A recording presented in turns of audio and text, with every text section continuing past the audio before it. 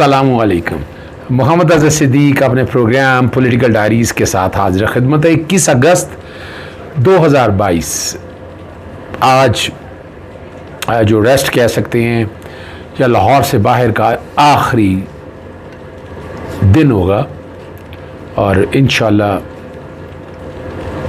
Programme जब चल रहा होगा तो लाहौर की रवानगी शुरू हो चुकी होगी। कल इस्लामाबाद मेरा जाना हुआ,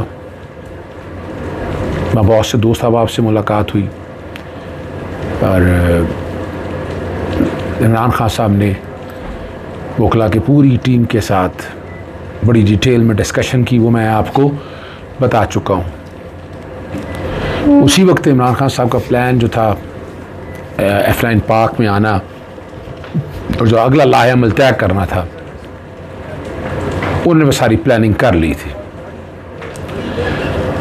F9 पार्क के अंदर, इस्लामाबाद के अंदर जो चीज़ें तय की हैं, आज जो रोड मैप है वो रावलपिंडी लियाकत बाग में वो दे देंगे।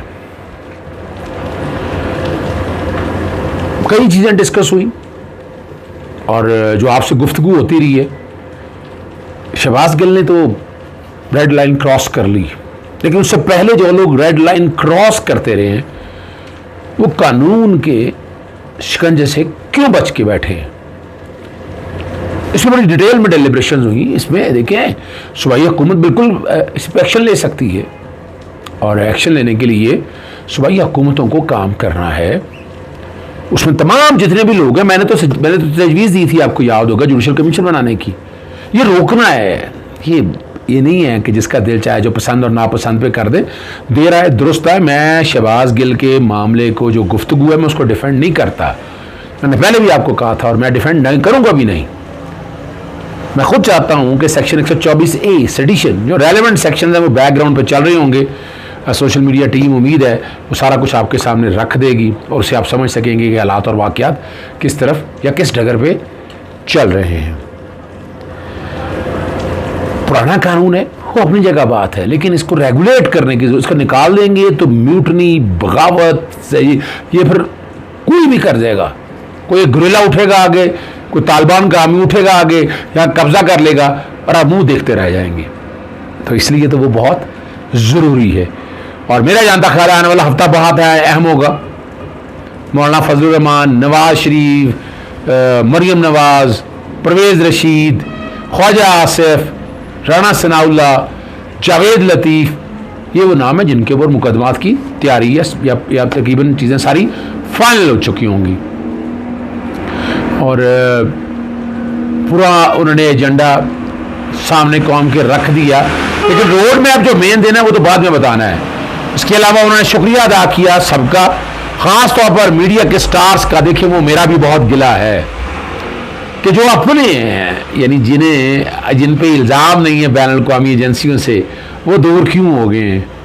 उन्हें करीब लाएं खुदारा, वो आपके अपने हैं। चाहे वो अरशद शरीफ हो, समी इब्राहिम हो, डॉक्टर मोईद पीरज़ादा हो, इमरान रियाज खान द हीरो, अयाज अमीर साहब हो, या बाकी दोस्त साहब आप जितने भी हों, यानी ये वो क्लास थी जिनको बचाने के लिए कोई बाहर से एमनेस्टी इंटरनेशनल या कोई और नहीं आया। तो आप यहां से समझे ना कि एसेट तो आपके हैं ना जी, एसेट तो वो हमारे हैं। अगर वरना तो बाकी जिनका आप देखते रहे हैं उनके लिए तो फौरन आवाजें उठती थी, फौरन आज चीख इतनी चीखें वहां निकलती थी, आपको अंदाजा नहीं है। यहां पर आराम से नहीं बैठ सकते थे। आप सब लोगों ने वो देखा और ये भी बता दिया है। ARY की बंदिश के खिलाफ बड़ा वाज़ेह तौर पर इमरान खान ने स्टैंड लिया। उन्होंने लिया कि वो उनकी आवाज़ दिखा रहे थे, वो उनका पॉइंट ऑफ व्यू दिखा रहे थे।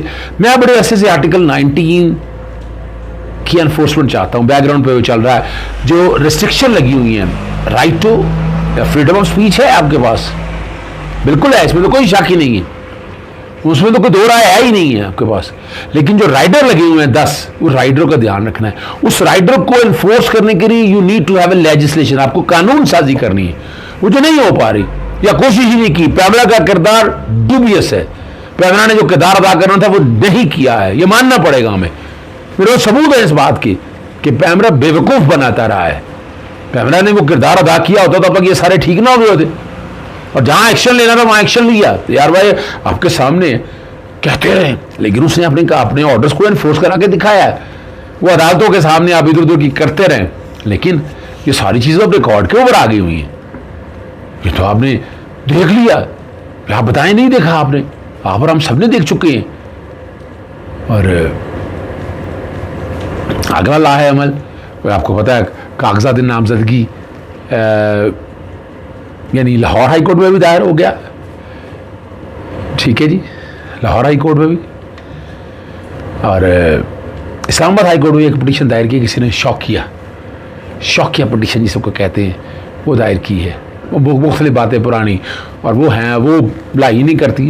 आपको कागजात नामजदगी पे दे, ये लॉ सेटल हो गया है, या आप कोर्टों में आएंगे वहाँ दाखिल कर रही है। इस्लामाबाद हाई कोर्ट में किसी ने दायर की है, उस पर क्या होगा? कुछ नहीं होगा। जैसे शाहिद वही साहब के पास जो है जो पिटीशन है वो लगी है, और उसकी समाअत पीर वाले दिन होगी। वो इमरान खान साहब की नाअहली के हवाले से जो बातें कर रहे हैं उसी कॉन्टेक्स्ट में वो चीज़ें हैं सारी, और वो चीज़ें आप लोगों के सामने आ जाएंगी। यानी ऐसी कोई चीज़ तो नहीं है कि जो टकी छुपी हो, जो मुश्किल में हो, जो दिक्कत में हो। और जैसे शाहिद वही साहब के पास क्या है समाअत करने के लिए, वो चीज़ें नुक्ते मुझे ज़ुबानी भी याद हैं, लेकिन मैं चाहूँगा आपके साथ एक एक डिस्कस कर सकूँ कि जहाँ वजाहत के साथ चीज़ें आप देख सकेंगे, आप समझ सकेंगे, और आप लोगों को अंदाज़ा हो जाएगा किधर लेके जा रहे हैं। और वो कहाँ क्या है, 108 फैसलाबाद से, ये फैसलाबाद से जो मुस्तरद हुई है उसकी पिटीशन फाइल की है, और समाअत के लिए मुकर्रर हो गई है। बैरिस्टर अली ज़फ़र ने की है। इलेक्शन ट्राइब्यूनल में रिटर्निंग अफसर को फ़रीक बनाया गया। रिटर्निंग अफसर ने हक़ाइक़ के मुनाफी फ़ैसला किया है। तमाम कानूनी तकाज़े पूरे करने के बाद कागजात नामजदगी जमा कराए थे। बाकी हल्कों से कागजात नामजदगी मंजूर हो चुके हैं कि इलेक्शन ट्राइब्यूनल रिटर्निंग अफसर की जानिब से कागजात नामजदगी मुस्तरद करने का फ़ैसला कलअदम करार दे। और ये इलेक्शन ट्राइब्यूनल बनता है, तश्कील दिया गया है। आपको याद होगा इलेक्शन ट्राइब्यूनल ने इसके साथ ही NA 118 ननकाना साहब 2 से इमरान खान के कागजात की नामजदगी मंजूर होने के खिलाफ जो अपीलें हैं वो भी समाअत के लिए मुकर्रर कर दी हैं। 2 अपीलें हैं यहाँ। और आपको याद होगा कि 108 फैसलाबाद 17 अगस्त को इमरान खान के सासों की तफसीलात पर अदम एतमाद का इजहार किया। अदम एतमाद क्या होता है ये रिटर्निंग ऑफिसर ही बता सके, या इलेक्शन कमीशन का जो देखना था। और सुबह इलेक्शन कमीशनर पंजाब की जो तर्जुमान है बदल वजाहती बयान में कहा था कि कागजात नामजदगी दस्तखत तस्दीक की मामले की वजह से मुस्तरद नहीं हुए, ये बात चल रही थी, बल्कि असासों की तफसीलात इत्मीनान बख्श ना होने के बायस मुस्तरद हुए हैं। 9 हल्कों में 25 सितंबर को होने वाले ज़िमनी इंतखाबात के कागजात नामजदगी जमा कराए हैं। 8 हल्कों से कागजात नामजदगी उनके मंजूर हो गए हुए हैं। ठीक है ना जी। और फैसलाबाद से जो है वो मुस्तरद हो गए। और ये आपको याद है कि इलेक्शन कमीशन ने जो काम किया, इलेक्शन कमीशन ने आपको पता है सिर्फ अपना स्पीकर नेशनल असेंबली ने 11 लोग, वो 11 लोग किसे कि तहरीक अदम एतमाद अगर कोई आ जाएगी तो वो कुछ सियासी जमातें इधर ना चली जाएँ, तो वो बचाने के लिए बड़ा अच्छा खेले और इंटेलिजेंट खेले हैं। ठीक है ना जी, बहुत इंटेलिजेंट खेले हैं ये। और डी नोटिफाई 11 को हुआ था, इसी इलेक्शन किया था।